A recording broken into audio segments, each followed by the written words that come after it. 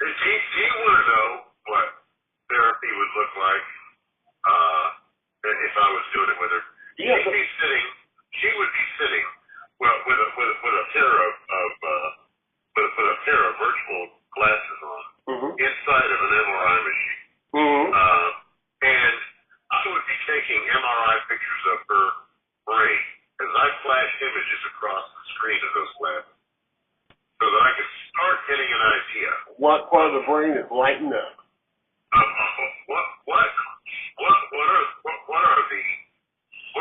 What are the radical stages of the brain, and what are the stimuli that start leading the patient toward those radical ends? Well, Ted, I think we're segueing into something here that you and you've already begun your study of the thing, the targeted individual thing. Yeah. And we figured there are targeted individuals. Because when I set up that, and by the way, our little website's getting members now, okay? But when I went, I thought, well, nobody's done this. But I went to look for my website, and I had a hard time finding it because there were millions of people who consider themselves to be targeted. So there are people who are targeted, and there are people like Anthony says who are targeted, trying to sell them these helmets with magnets and stuff like that because they're scared. They know something's wrong with them. Something's going on. That's just what's happening on the net. Yeah. That doesn't have anything to do. That doesn't even begin to touch on day-to-day operations of these people's lives. No. You know, in shopping strips and out of the sight of others. Right. And see, so Anthony's on the side. I mean, I think that's why that we got sucked into this is Anthony and the other guys and everything are saying, you know, these two guys are some kind of investigators. They go to other states and they rattle people's cases. Maybe we need them to go over here and rattle some cases over here. And I don't give a damn what they say about you. You're a goddamn psychologist, okay? And I don't care what here's this old crippled up songwriter from Austin. Well, I've written 5 books, motherfucker. All right? I've written 5 books and about 4,000 articles. We're not going to do anything to disabuse other people of their low opinions of us. The lower their opinion, the better, because that means that we fly under the radar. Right. So you remember when we were up there in Utah, and Maxwell and John were over there, and you were telling, and I said John or so, one of them was poking a little fun at me because of my beard, my hair, and my desert coat. And you told him your partner's over there poking the bear with a stick. And he said, what do you mean? It was that field book. Now, I publish out of Salt Lake City. They know that name. The only thing I ever think about colors is like any man, when I pick out underwear, I try to buy brown.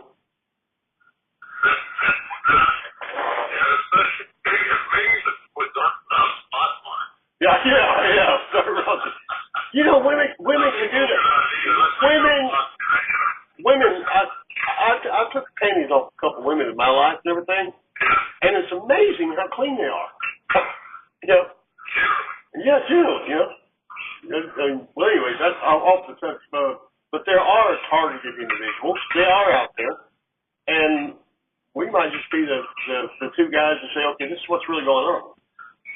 They're not using laser guns or anything, but they are doing this. You know, they are doing this. And wouldn't you say that there's a fairly large contingent of people living on this planet whose life skills are insufficient? Yes, absolutely. Wouldn't you say it's also true that if somebody can hurt you and get ahead in the doing of it, they'll do it? And innocence rules of life. Remember that? People are no damn good. Money will buy everything. And if you nail two things together that's never been nailed together, you will become a millionaire. Right. So if you wake up in the morning and you say, there's some incompetent people out there, all I got to do is go find them, and I can profit myself from the doing of it, then there are people who do that.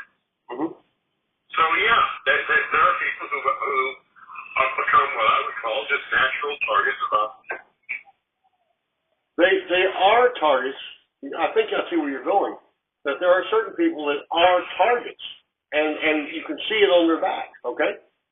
Yeah. And there are people who are perpetrators, predators, who are looking for targets. You know, and they will find these people, and they'll use them up. Okay. Yeah. The thing with Puck is, okay, she's not a target; she's a perpetrator. She's also, however, a target. Because in between being a perpetrator, she's not a perpetrator all the time. She's only a perpetrator when she decides to be a perpetrator. That's the time she's just sucking around. This targeted individual thing is falling together in a really comfortable way. Good. So, what I'm doing is I'm developing lots of different plans for this that can be introduced at any time, cobbled together, nailed together in different ways to take Pat Anderson's view of it. Service exit plans if needed. Just lots of stuff that's getting developed and put into a great big toolbox, because what we're talking about, I finally realized it, what we're talking about is, since it's already been declassified for us, courtesy of a society that does not provide mental health services, we're just simply talking about reclassifying the entire spectrum of mental disorders and calling them something else.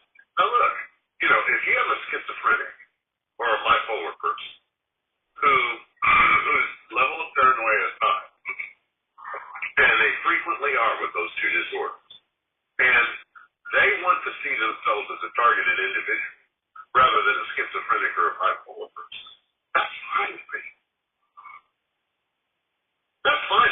That's at least something that they agree with me. I'm a different kind of therapist.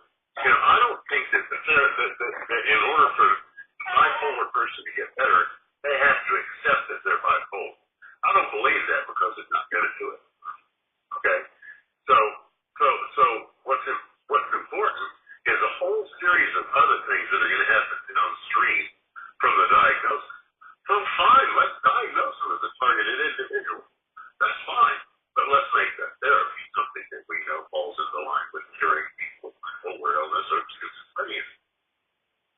Well, when Beth Thomas, 6 years old, opened her mouth on that child of rape special, yeah, and started explaining how she was going to kill her whole family and all this kind of stuff, the word rat had never been said. Right. And doctors had to say, what the hell is this? Yeah, and besides yourself, the only person I've seen that understood it was that lady in that one private therapy center in Brigham City who showed me an MRI of a child's brain and showed me the rat. Here it is on the left and right side. Right. And she showed me that you can actually see this in an MRI. Have they given your granddaughter MRIs? No, they haven't. And she just looked at me like, what the hell? Well, you see that this is a neurological issue. So if the idea is to create heightened activity in a certain part of the brain, and that's being blocked by this congenital defect, then let's look at ways that neural routing can be rerouted, from one place to another, and see if we can't get to the place we're trying to get to from where we are without having to go across the wasteland. Right. There's nothing wrong with that idea. Yeah. And there's something more wrong with Kitty than somebody when she's 2 years old touched her food. There's something more there. Because what's wrong with her is deep-seated. Okay? Yeah. Because you can't imagine it. In fact, I have yet to find anybody who can actually imagine it. I've read books by people who have written about this, and they still cannot imagine it. They themselves cannot imagine it. And that is, what you're looking at is the result of laying in a crib for maybe 72 hours without a response to your crying, and suddenly you're swept wrapped up in a bed, changed, and some grease put on your rashes and shit, and then bam, you're back in the bed by yourself again. You know, what you're looking at is people who are slowly growing up in a society where they have coded messages that are facial expressions that you don't understand because you never learned them from a caregiver. Nobody ever held you in their lap and showed you proper facial expressions that identified first with vocalizations and then later on with more complex types of communication. And that is why the RAD is always after the caregiver. Right. That's understood, that the RAD will destroy the caregiver first. Right. And because they know. Even a rat knows that its mother is supposed to raise it. Mm-hmm. Right. Even a possum knows that.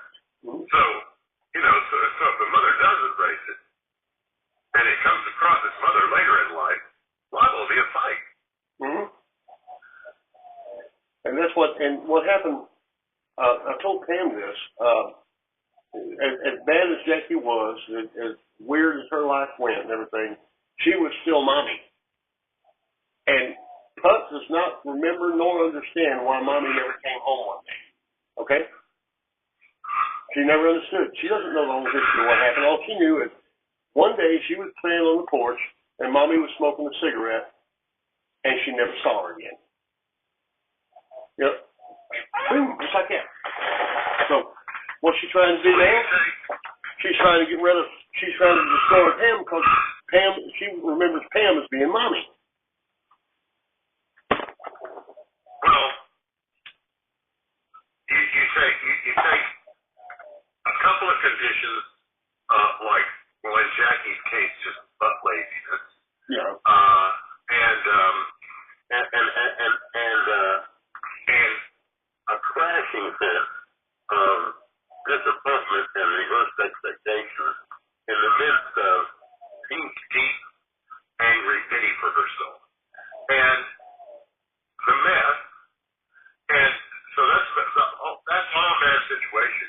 And you treat that with a couple of adults who are trying to out-infantile the other and the CPS, and you get what happens.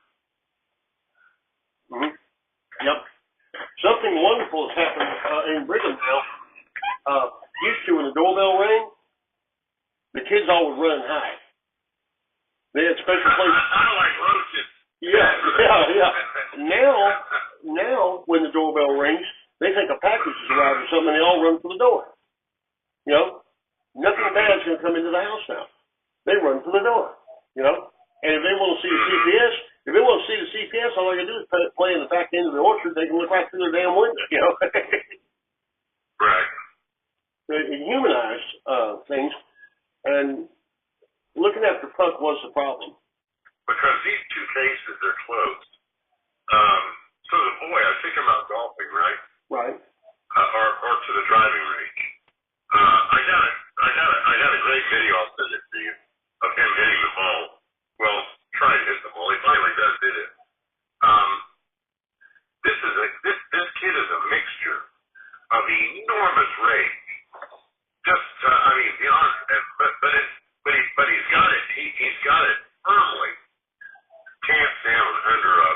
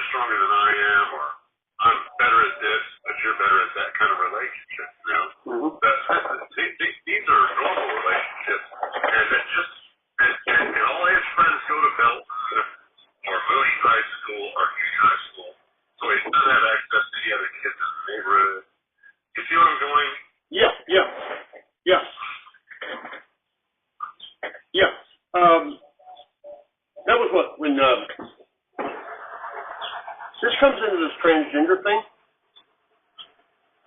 where I believe firmly that little boys need to have a male role model and teach them to be big boys, okay? Yeah. When they're wandering around loose like that kid is, looking for identity, and they identify wrongly against their genetic code, then you have this confusion that ends up being transgender, okay? Well, on top of that, you're a willing victim. Don't discount that. You will become a targeted individual.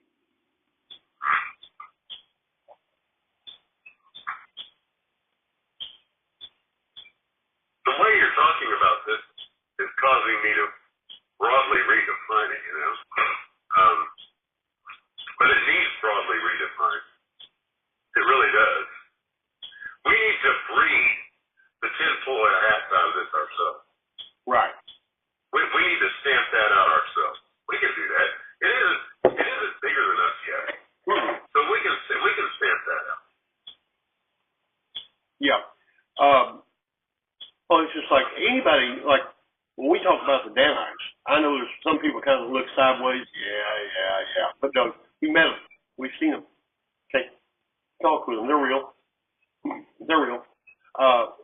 But like with Anthony's group, there was a guy last night. I can't remember his first name, but I was watching on Anthony's page. He got into one of their discussion groups, and he starts ripping and tearing at Anthony and then everybody else. Okay? And he was there simply to stir them up.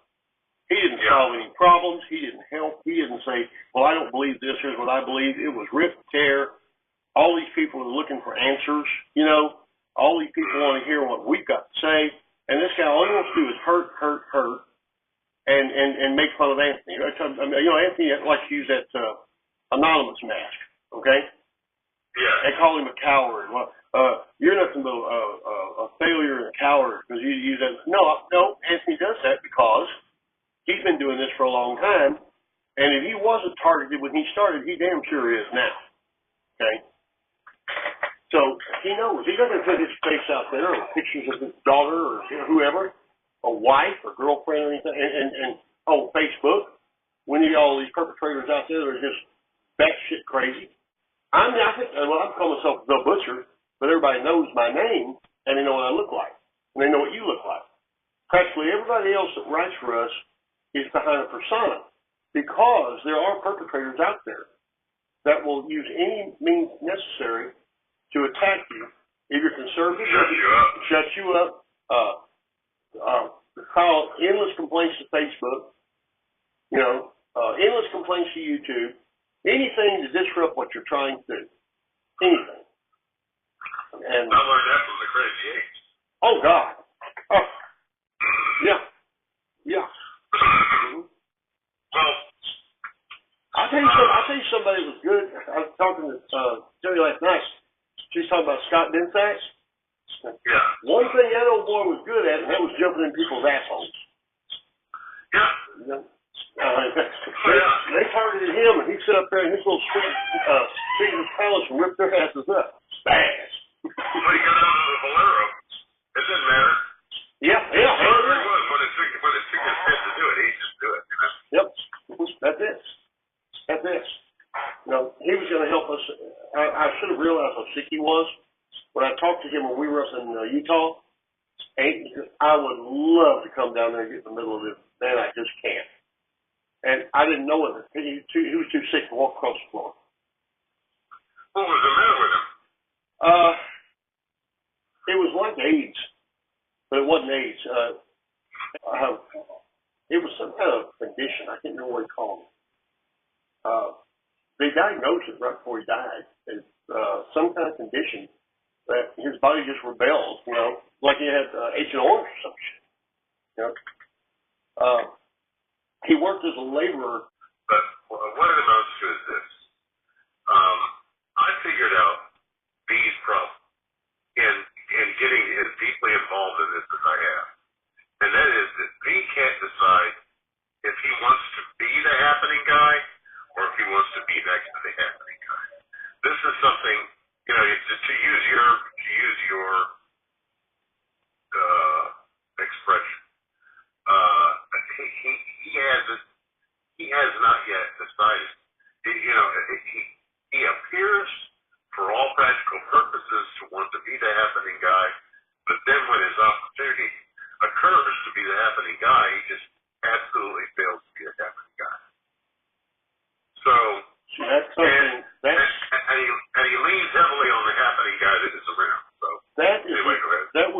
greatest lesson that Michael Lee taught me when he gave me that term.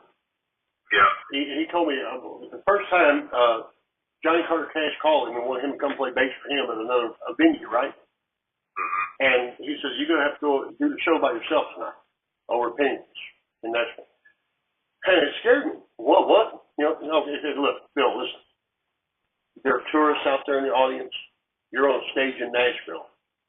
So you must be a star. Go out there and you be the happening guy.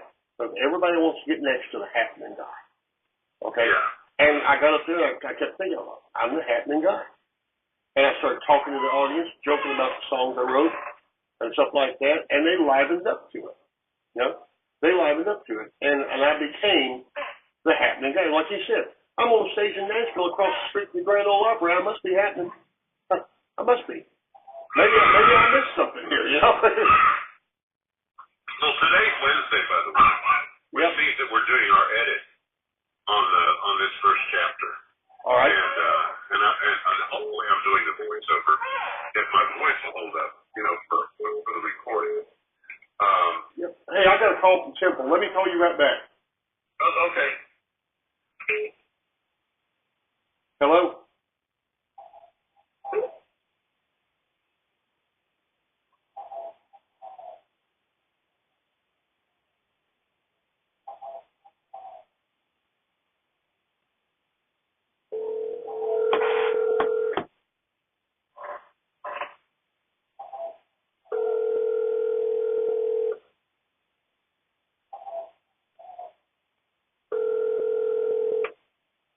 That was awfully quick. It was a bot. You always sell a bot. From a local number, Temple. You know, calls from Puck always come from Temple and Belton. So I take those. But you can always sell a bot because you'll say, hello, nothing happening here. Whee! Something like that. Yeah. Like a bot. Okay. So anyway, you were saying about the happening guy, and I think we're going to bring the fresh light of sanity to this targeted individual thing.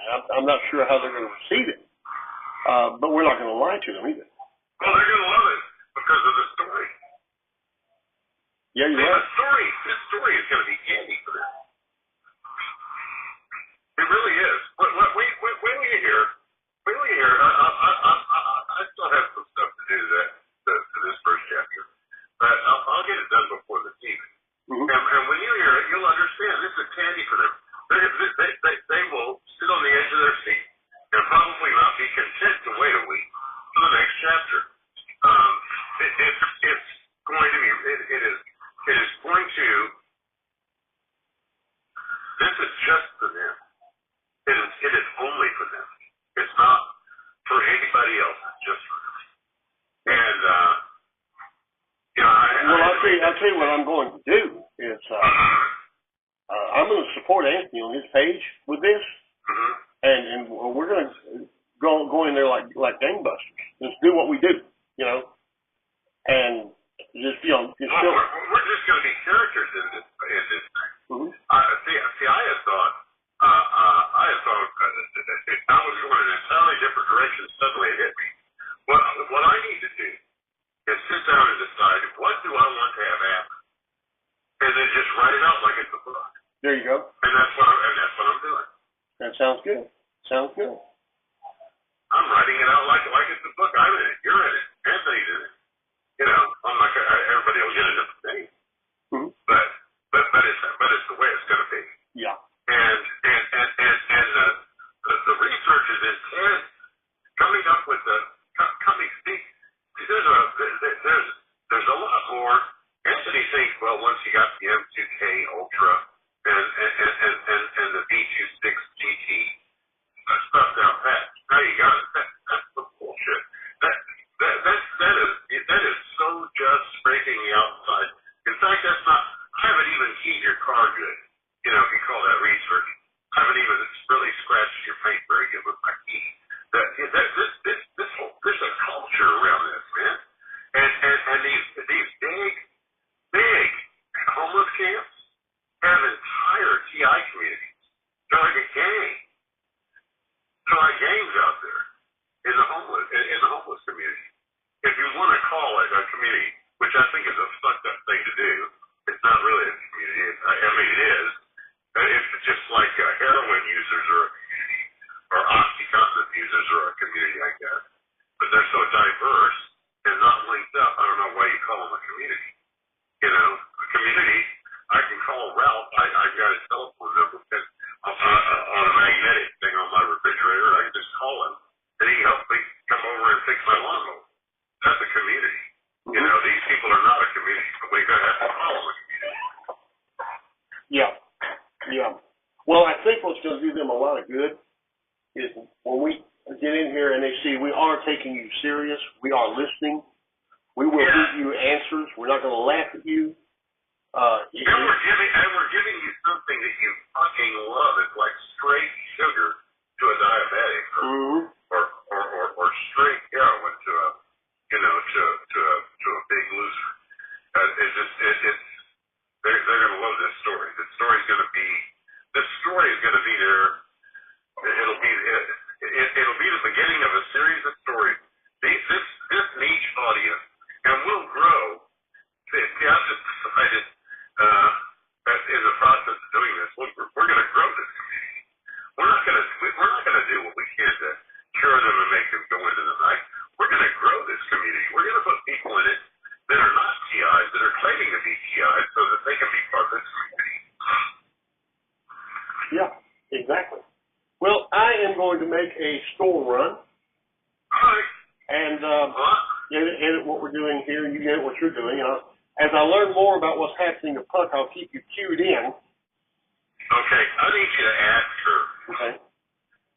Just ask her straight out, all right? All right. Tell her, you know, I've been talking to Ted about you. You know, he brings you up. We talk about you a little bit, not a lot. And he, you know, I was asking him how come he wasn't coming to see him, and he said it was because he felt you weren't comfortable with his views. And he's the kind of guy that he just doesn't like relationships where people aren't completely honest and open with each other. That's just the way he is. And, you know, he did ask me to ask you if you wanted to come, you know, or call. All right. Just put it to her like that. Give her the opportunity to say, no, I'd rather not talk to him. And which I think she deserves that. Yeah, at least that. Forced therapy that never works. You know. No. Just try to make that a horse drink water. So, yeah. See what you can find out there, and we'll talk after a while. All right, sounds good. I'll be here.